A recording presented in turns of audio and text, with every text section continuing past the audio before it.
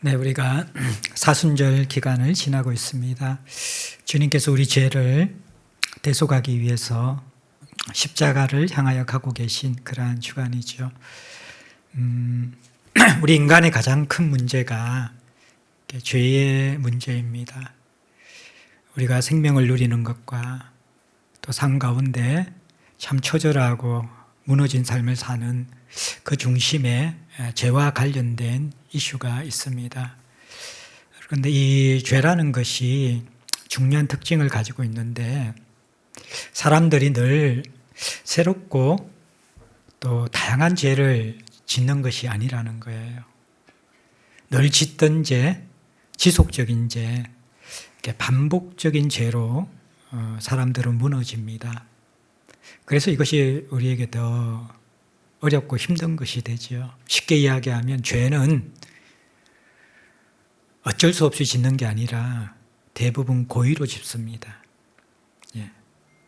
반복해서 짓는 것이죠. 그래서 이 죄의 문제를 해결하는 것이 신앙생활에 너무 중요하고 신앙은 여기에서 실패와 또 승리가 좌우되는 것입니다.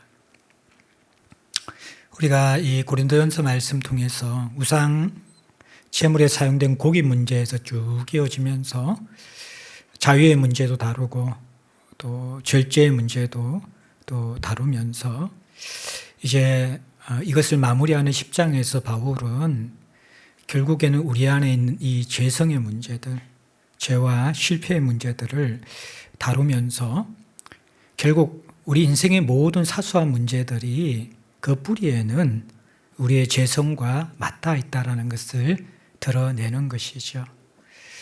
그러면서 10장에는 이제 이스라엘 선조들의 죄악과 실패를 우리에게 선명하게 보여줍니다. 4가지인데요. 이것은 고린도 교인들이 짓는 죄이고 또 우리도 반복해서 짓는 대표적인 죄입니다. 우리는 어떤 죄를 반복적으로 지을까? 어떤 죄에 무너져 내릴까? 왜 그 죄는 우리를 심각하게 붙잡으면서 신앙생활을 무너뜨리는가? 앞부분에 이 부분을 좀 살펴봅시다. 7절, 8절, 9절, 10절 한 가지씩 죄를 다룹니다.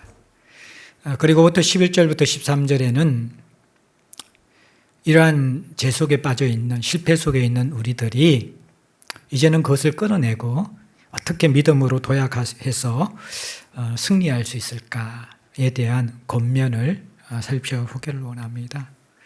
바울은 문제를 지적하는 데 관심이 있는 것이 아니라 해결하는 데 관심이 있죠.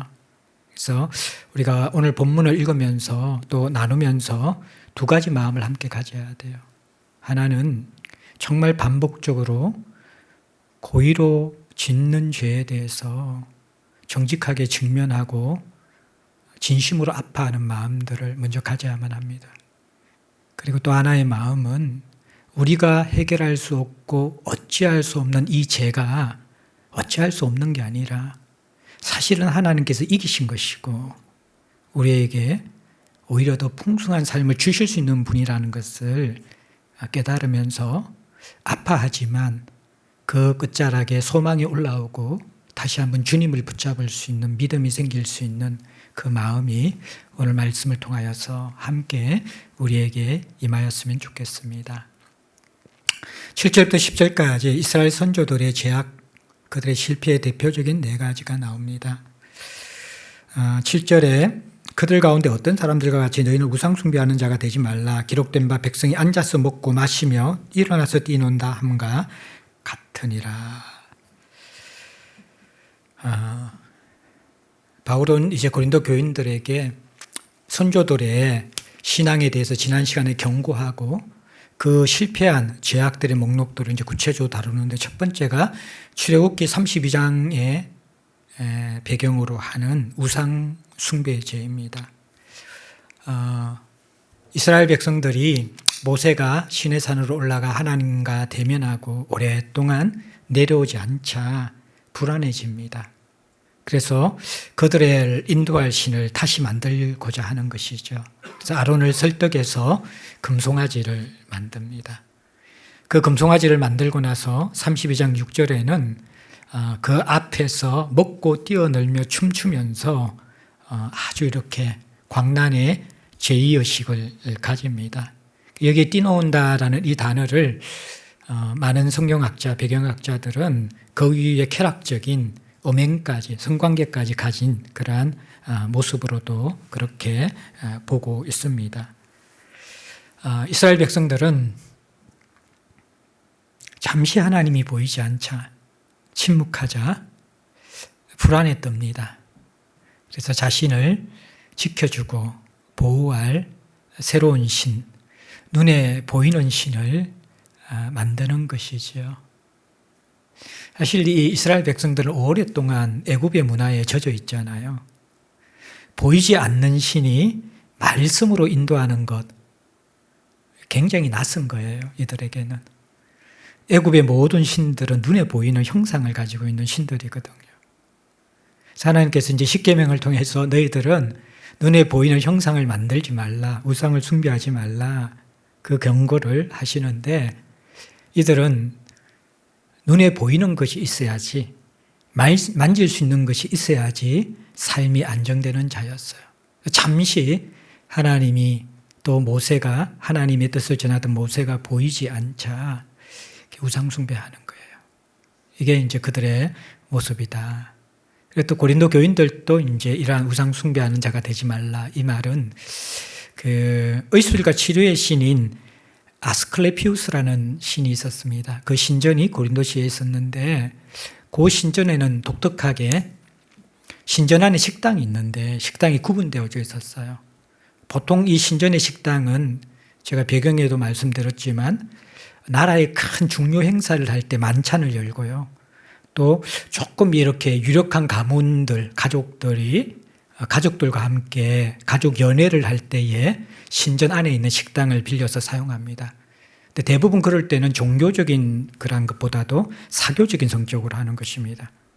그런데 그 아스클레피우스라는 그 신전 안에는 좀 이 식당이 구분되어 있었다고 그래요. 하나는 그런 일반 연회를 위한 식당인데 또 하나는 그 안에 식당 가운데 식사가 그 신전에 우상 숭배 의식과 연관되어진 식사가 있었다라는 거예요. 근데 이제 배경학자들은 고린도 교인들이 조금씩 선을 넘어가면서 일반 식당에만 가서 식사하는 것이 아니라 이제는 유력한 자들이 그 안에서 또 제의식과 함께 식사도 하고 또 그 모임이 굉장히 소중하기 때문에 슬그머니 겉으로 보기엔 별 차이가 나지 않으니까 그 자리에도 함께 합석해서 우상 숭배 의식에 참여하면서 식사 교제를 하는 사람들이 생겨난 것이죠.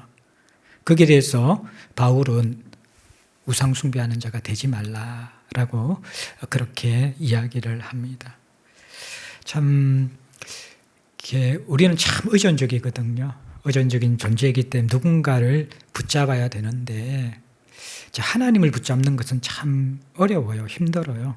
왜냐하면 하나님은 우리에게 바른 길, 의의 길, 옳은 길, 또 하라 하지 말라 계속 그러한 요구를 하시죠. 또 레이기 우리가 묵상할 때에 정말 신약에 우리가 태어난 게 다행이다 싶을 정도로 그 정결의식과 제사라는 것이 얼마나 그것이 번거롭고 조심스럽고 그러한지 우리가 보게 되죠. 그런데 대부분 우상이라는 것은 하나님은 우리가 하나님 앞에 순종하며 거룩해져야 되는 것이고 우상은 실제로 우상을 섬기는 것 같지만 내가 우상을 통하여서 내 만족을 누리고 내 것을 채우기 위해서 우상을 만드는 것이거든요. 예. 그렇기 때문에 우리는 본능적으로 하나님보다 우상을 붙잡게 되어 있습니다. 근데 이제 요즘 우리는 우상이 종교적인 우상이 아니라 하나님보다 내 욕망을 더 채울 수 있고 내 인생을 더 아름답게 만들 수 있고 내가 좀 더 든든하게 의지할 수 있는 것, 이제 그게 우상이 되어져 버린 것이죠. 그래서 내 시간과 내 물질과 내 열정과 내 삶의 가장 중요한 우선순위를 두리는 것, 그것이 바로 우상입니다. 그런데 항상 우리는 신앙생활 하면서 매일매일이 하나님을 섬길 것인가, 우상을 섬길 것인가, 그 선택의 기로에 있다라는 거예요. 그런데 시간이 조금씩 지나가면서 그 깨어있음과 의식조차도 흐려져 가는 것이죠. 그래서 내 인생을 인도하는 하나님, 또 내게 말씀하시는 하나님, 내가 순종해야 할 하나님, 내가 알아가고 닮아가야 될 하나님에 대한 의식들이 희미해져 가는 것, 그것이 우상숭배의 첫걸음입니다.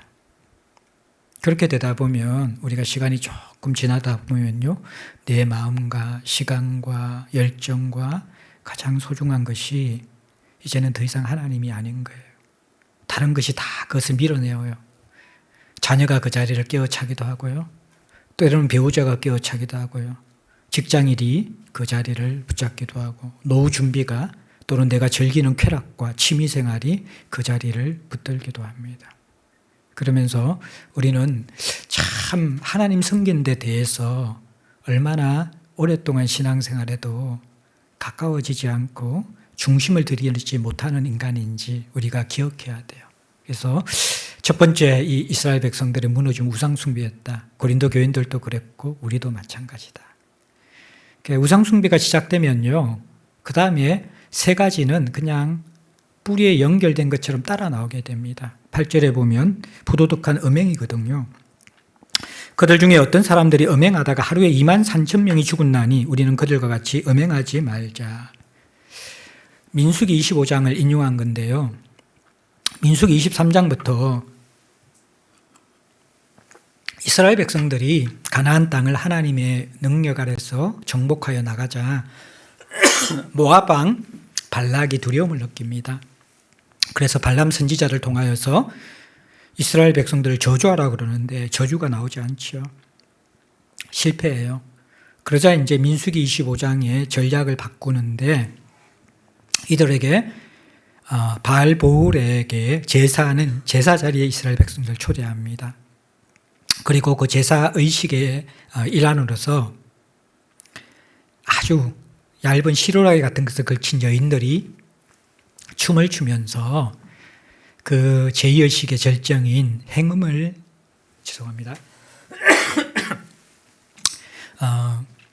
행음을 하는 그러한 상황이 되어집니다. 근데 그때 이스라엘 백성들이 행음의 자리에 동참하게 되죠. 그래서 하나님이 그 자리에서 구약의 민수기에는 24,000명이 죽었다 그러고 오늘 본문에는 23,000명이 죽었다.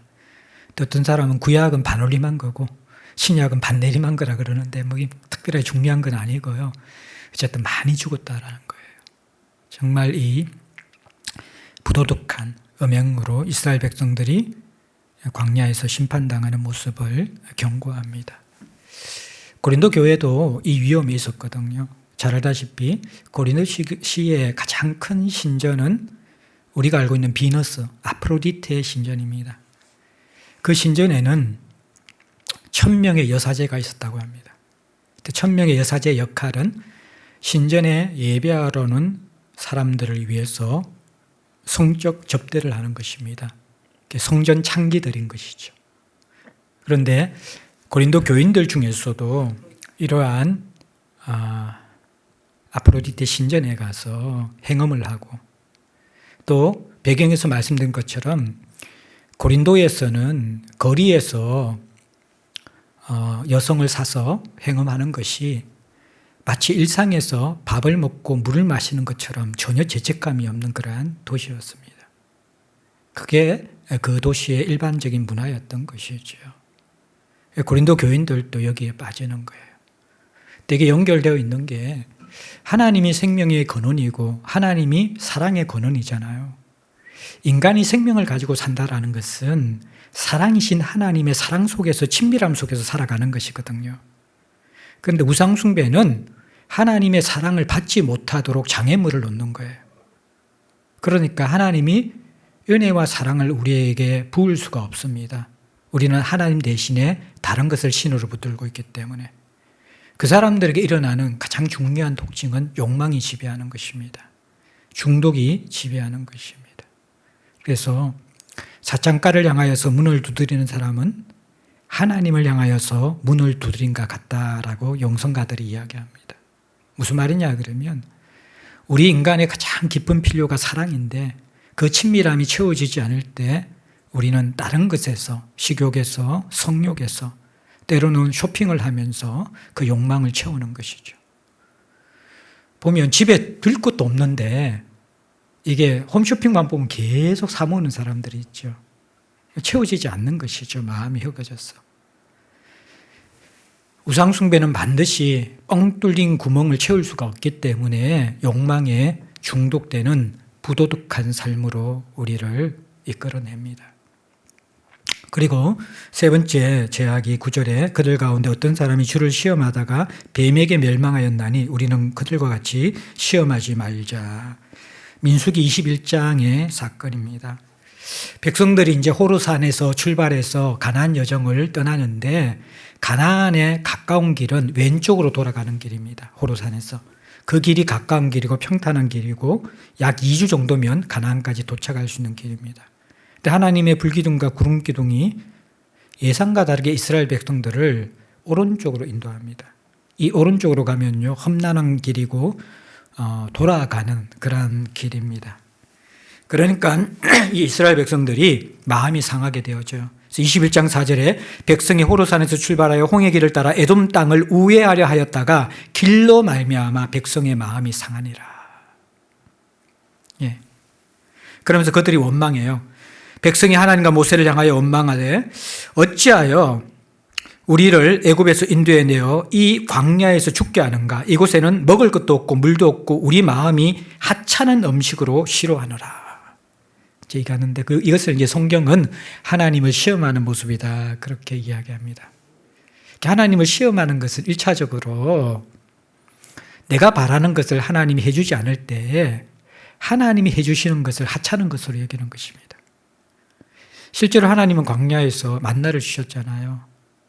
예, 생수를 내셔서 마시게 하셨죠. 불기둥 구름기둥으로 인도해 주셨죠. 그런데 이들의 불평은 뭐냐 그러면 먹을 것도 없고 물도 없다. 사실입니까? 그리고 하나님이 주시는 것, 먹을 것을 주시는 거라고 해봐야 하찮은 음식이다 그게. 이게 이제 주를 시험하는 것이다. 그렇게 성경은 표현하고 있습니다.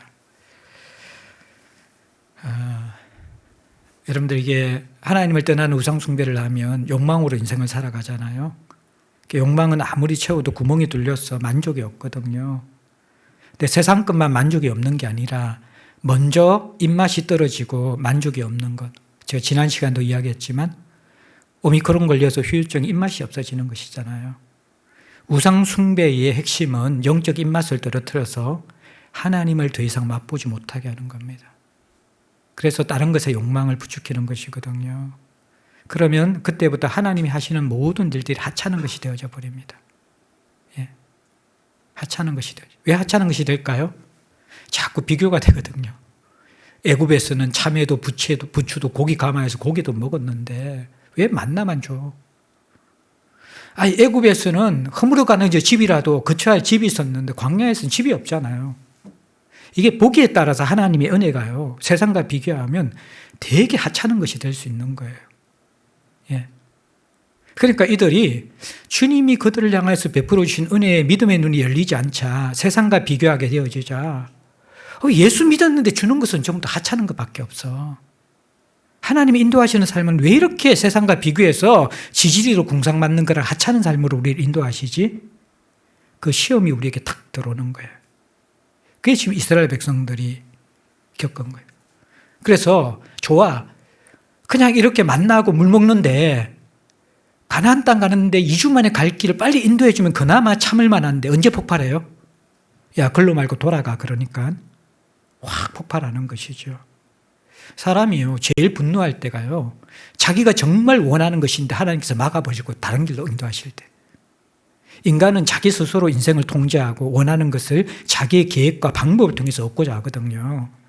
그게 탁 막히면요 사람은 욱하면서 분노합니다. 이스라엘 백성이 이제 이렇게 되는 거예요. 신앙생활 하면서 조금 자꾸 견디고 믿음으로 하다가요 사람들이 자기 힘으로 하나님을 사랑하는 예배가 없이 자기 힘으로 하면요 결국에는 시험에 빠져요. 자꾸 자꾸 믿는 게 하찮은 것처럼 느껴지고 믿어봐야 뭐하냐. 옛날에는 우리 예수 믿는 사람, 세상 사람들이 이렇게 비난했잖아요. 야, 교회 왜 나가냐? 교회 간다고 밥 주냐? 밥은 주긴 주죠. 국 하나 김치 하나 줘서 그렇지. 근데 이제 우리가 이제 그러한 시험에 든다는 거예요. 내가 신앙생활 해가지고 뭐가 나은 게 있지? 내가 왜 교회 나가지? 교회 나가서 내게 무슨 유익이 있지? 이러한 시험들이 쑥쑥 들어온다라는 거예요. 코로나 때 우리가 하나님과 붙어 있는 영적 관계가 되어 있지 않는 사람들은 이 시험에 빠질 확률이 되게 많습니다. 다른 것에 탐닉하고 시험에 빠질 확률이 많다라는 거예요.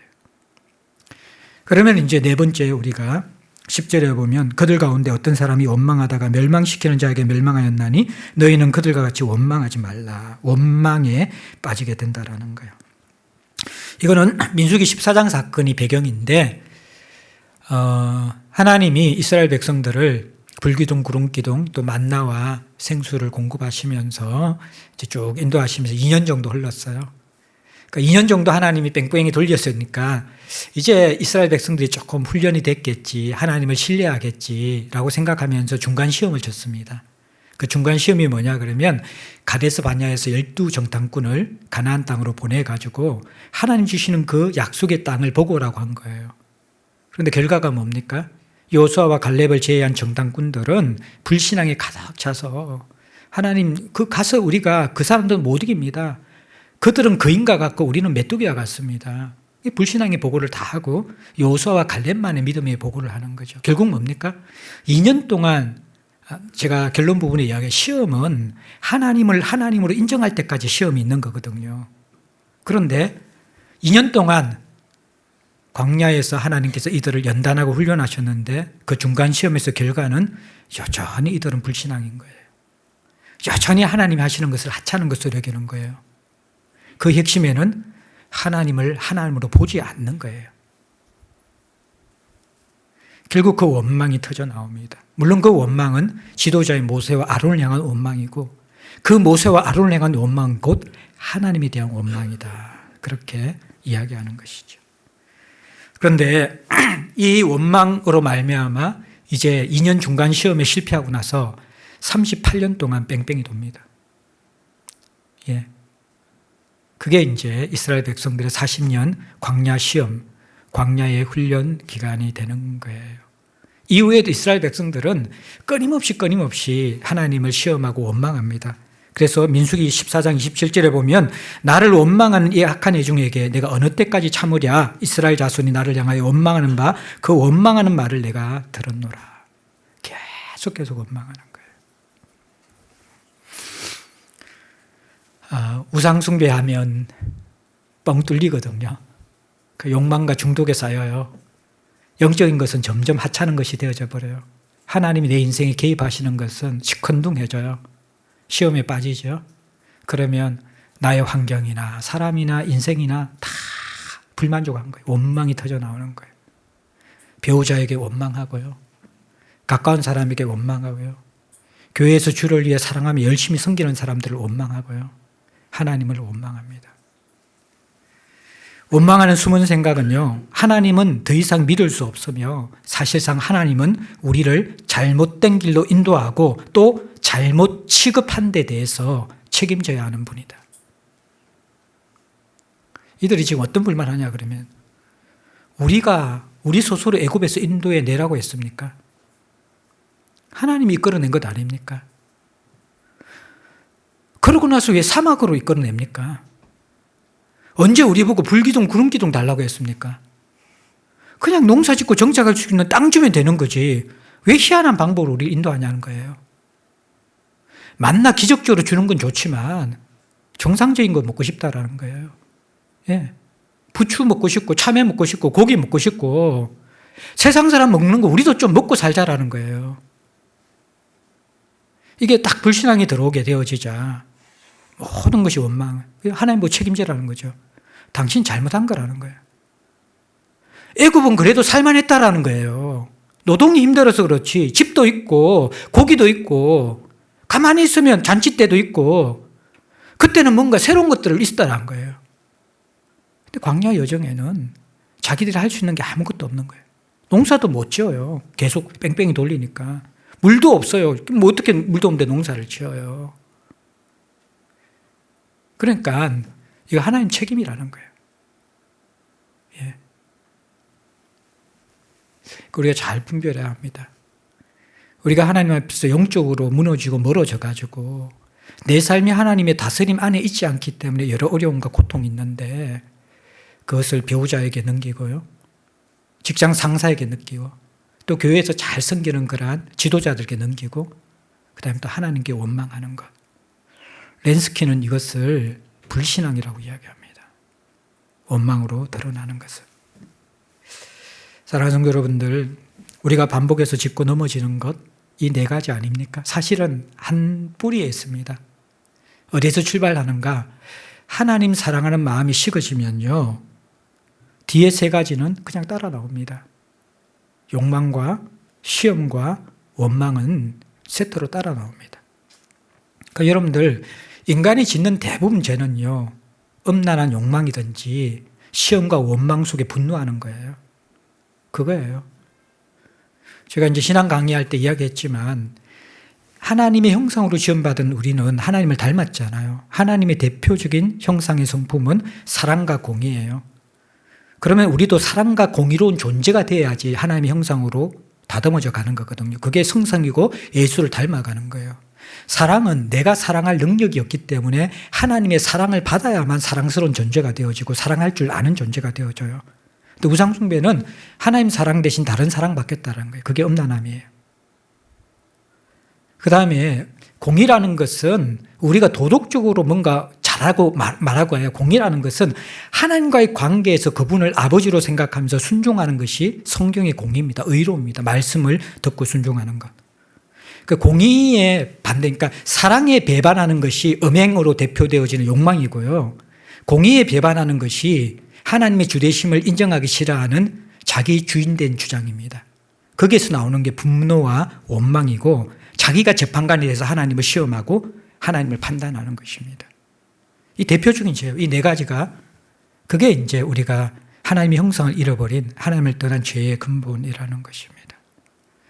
우리는 다른 것에 안 넘어져요. 사람들은 하나님 아닌 다른 것에 욕망하면서 무너지고요. 그것도 고의적으로 붙듭니다. 우리는. 눈 뜨자마자 하나님 대신 그런 거 찾습니다. 하루 살면서 하나님 대신 그거 붙들고 살아가는 거예요. 욕망이 안 채워지면요, 항상 언제든지 책임 전가하고 원망하고 분노할 준비를 하고 살아가는 것이 우리들입니다. 이게 반복되는 우리의 죄라고 성경은 분명하게 이야기하고 있는 것이죠. 한 뿌리의 죄입니다. 그러면 이제 이 죄를 어떻게 다루고 이겨낼 수 있을까요?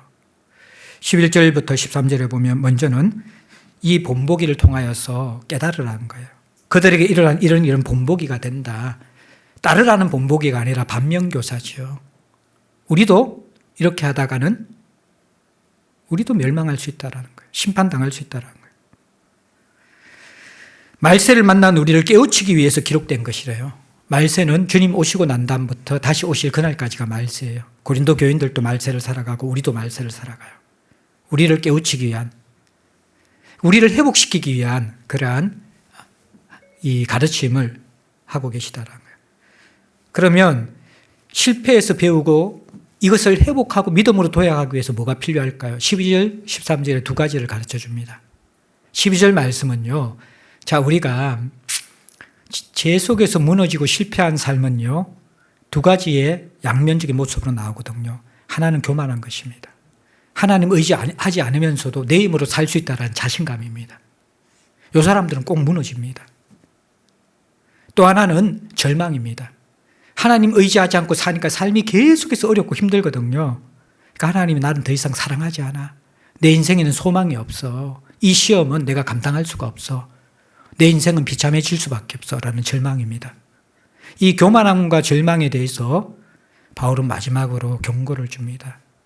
너희들이 교만하기 때문에 죄를 짓고 절망해서 죄에 빠진 다음에 다시 일어나지 않는다. 이 두 가지를 믿음 안에서 잘 해결해야 된다라는 거예요. 그래서 12절에 보면 그런즉 손줄로 생각하는 자는 넘어질까 조심하라. 교만한 자들을 향한 경고이고 어떻게 보면 고린도 교회 안에 있는 믿음이 강한 자들을 향한 경고일 수도 있습니다. 제 고리를 꺼내야 되는데 12절에 그런즉 자 이제 그런즉 이런 교훈을 받았으면 이제 너희들 제거를 끊어야 되는데 특별히 고린도 교인들에게 먼저 해당되는 것은 교만한 것이라는 거예요. 교만은요 2가지로 나타나죠. 나는 하나님 앞에 참 축복을 받고 있고 많은 것을 누리고 있기 때문에 하나님은 나를 사랑하시고 버리지 아니할 거야 라는 착각이고요. 또 하나는 무엇입니까? 그런데 실제로 본인은 하나님을 의지하지 않고 살아가요. 자기 힘으로 살아가요. 그러면서 믿음으로 살아간다라는 착각입니다. 이게 교만입니다. 그게 스스로 선줄로 생각하는 사람입니다. 교만자의 특징은 간단합니다. 하나님을 사랑하거나 의지하는 삶이 별로 없습니다. 그냥 습관적이고 종교적인 의무적인 삶이 그냥 지속될 따름입니다. 그리고 그 종교적 의무와 습관으로 하나님은 여전히 나를 축복하시고 내 인생은 안전할 것이라는 착각입니다. 이스라엘 백성들은 성전이 있는 이상 망하지 않을 것이라 생각했고요.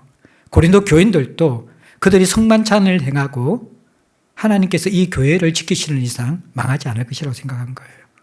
그러나 이스라엘도 망하고 고린도 교인들도 심판당합니다. 우리도 마찬가지입니다. 스스로 선줄로 생각하는 사람들. 말씀드리지요. 우상숭배에서 모든 죄의 뿌리가 시작된다고. 사실은 코로나가 우리의 신앙을 무너뜨린 것 아닙니다. 환경이 우리의 신앙을 무너뜨린 게 아닙니다. 우리가 모이지 못해서 신앙이 무너지는 게 아닙니다. 근본적인 이유는요. 하나님 관계에서 원래 거미가 있었던 거예요. 하나님을 사랑하는 마음과 그분에 대한 붙잡고 있는 그런 간절함들이 어느 순간에 식어져 버렸던 거예요. 차지도 덥지도 않는 상태에서 그냥 종교적인 시스템과 공동체라는 이름 아래 보호 아래 있다가 어느 순간 그 보호막들이 벗겨질 때에 민낯과 실상이 드러나는 것일 수 있습니다. 물론 영향이 전혀 없다는 게 아니죠. 우리는 공동체가 필요하고 의존해야 될 존재이기 때문에 영향이 전혀 없다는 게 아닌데 근본적인 것은 뭐냐 그러면요. 내 안에 예배가 무너졌기 때문에 그래요. 하나님을 사랑하는 그 중심들이 흐려졌기 때문에 모든 문제는 출발되어지는 거예요. 근데 스스로 선줄로 생각하는 사람은 어떤지 아십니까? 무릎을 꿇지 않아요. 심령을 애통해하면서 깨트리지 않아요. 내가 그래도 예배 참석하고 있고, 내가 그래도 강해 설교 듣고 있고, 내가 그래도 자녀에게 믿음으로 양육하고 있고, 내가 그래도 종교적인 흉내는 내고 있는데, 그 속에 생명과 근본이 쑥 빠져나간 허수아비 같은 신앙생활을 하는데도 불구하고, 생명력이 없는데도 불구하고, 거기에 대한 경각심과 심각성을 별로 느끼지 않습니다. 때가 지나면 괜찮아지겠지. 잘하는 것도 있잖아. 정직하게 자기의 신앙에 직면하지 않고 넘어가는 것. 이게 스스로 선줄로 생각하는 고린도 교인들의 교만이고 이스라엘의 교만이고 오늘날 한국교회의 성도들이 가질 수 있는 교만이 될 수 있다는 것입니다. 넘어질까 조심하라. 우리 모두는 언제든지 배은망덕할 수 있는 자이고 아니 지금 배은망덕한 삶을 살면서도 그렇게 사는지 모르는 자들이 우리들 수 있다는 것들.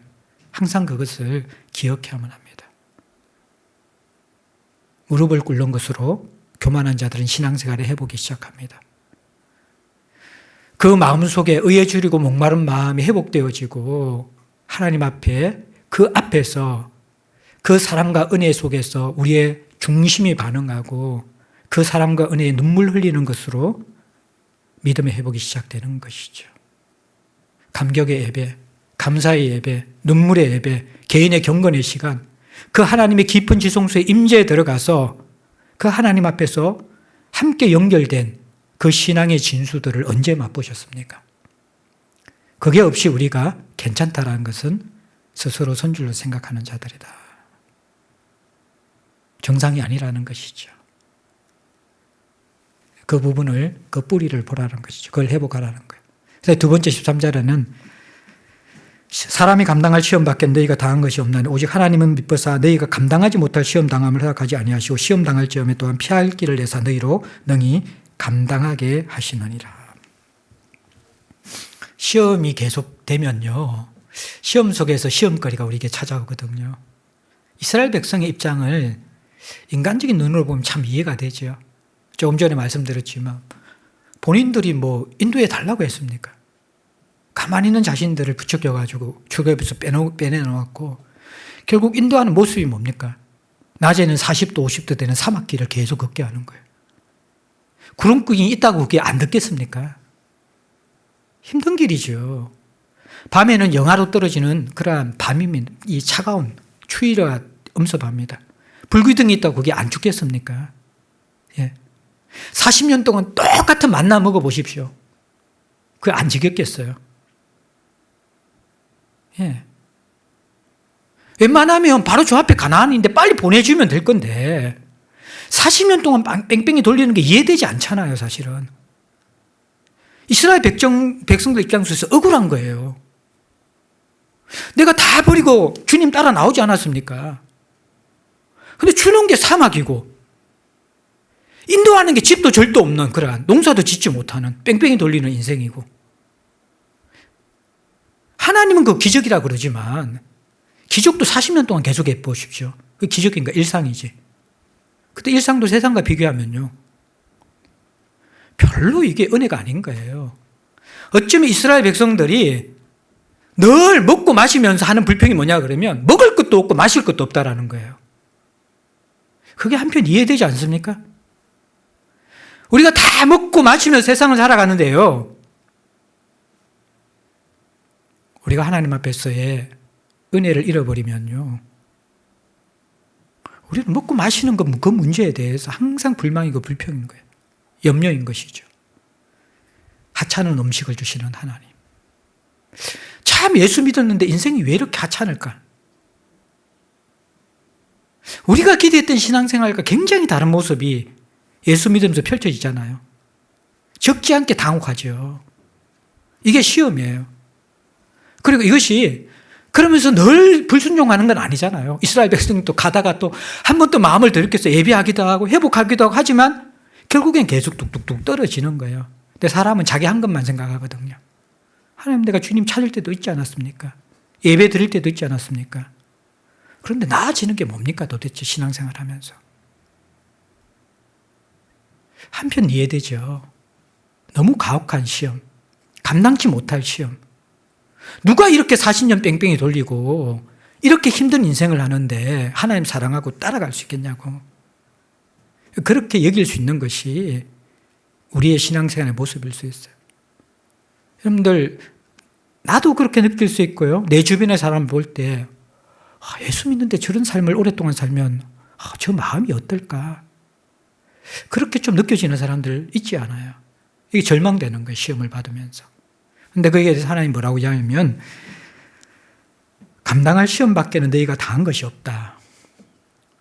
이게 참 잘 이해해야 되는데 내가 시험을 이길 수 있다는 그 말이 아니라 내가 하나님을 의지하면 그 시험이 우리를 삼키지 않는다는 말이죠.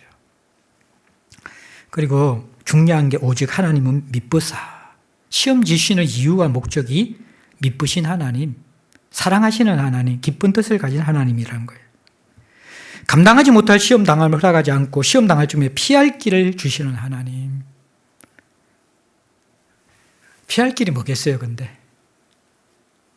제가 이거 묵상하면서요, 미쁘신 하나님이 왜 시험을 주실까? 시험 당할 쯤에 피할 길은 딱 하나밖에 없습니다. 하나님. 문제 해결은 하나님입니다. 미쁘신 하나님이 왜 시험을 주실까요? 제가 서론 부분에 잠깐 스포일러를 흘렸죠. 시험은요, 1차적으로 우리가 하나님을 하나님으로 제대로 인정하지 않기 때문에 시험이 옵니다. 그러면 시험은 언제까지 지속된다? 하나님을 제대로 인정할 때까지 시험은 지속됩니다. 그 시험 당할 즈음에 피할 길이라는 것은 뭡니까? 하나님밖에 없다라고 하나님께 피하는 게 시험 당할 때 이기는 길이에요. 근데 이게 이스라엘 백성들 40년 걸렸거든요. 근데 40년 걸려서 성공한 게 아니라 여호수아와 갈렙만 들어갔습니다.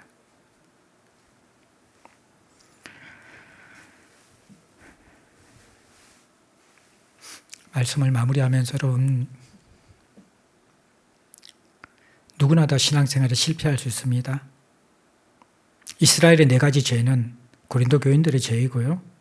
우리도 예외가 아닌 반복적인 고의로 짓는 죄입니다. 죄는 우리 힘으로 이길 수 없지요. 죄와 연결된 실패와 인생의 시험 광야에서 우리는 다시 어떻게 믿음으로 되어갈 수 있나요? 죄와 실패는 믿음의 대상이 잘못됐기 때문인 거예요. 믿음으로 도약한다는 것은 믿음의 대상을 바로 찾는 것입니다.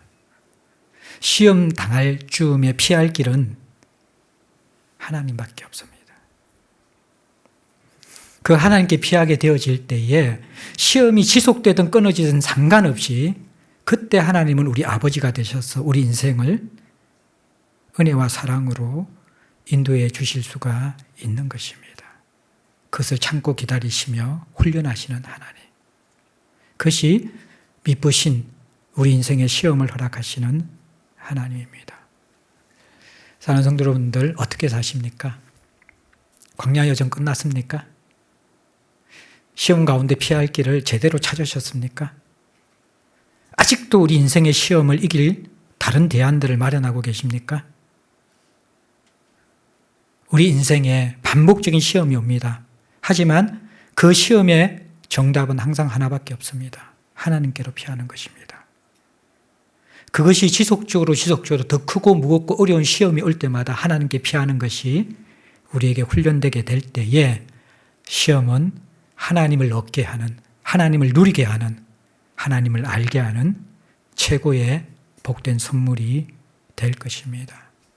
광야 여정 속에서, 죄와 실패 속에서, 시험의 인생 속에서 피할 길을 찾으셨습니까? 믿음으로 도약하셔서 하나님 안에서 피할 길을 찾고 인생의 참된 생명을 누릴 수 있기를 간절히 축복합니다. 우리 함께 주신 말씀 가지고 마음으로 드리는 기도의 시간 잠깐 가지겠습니다.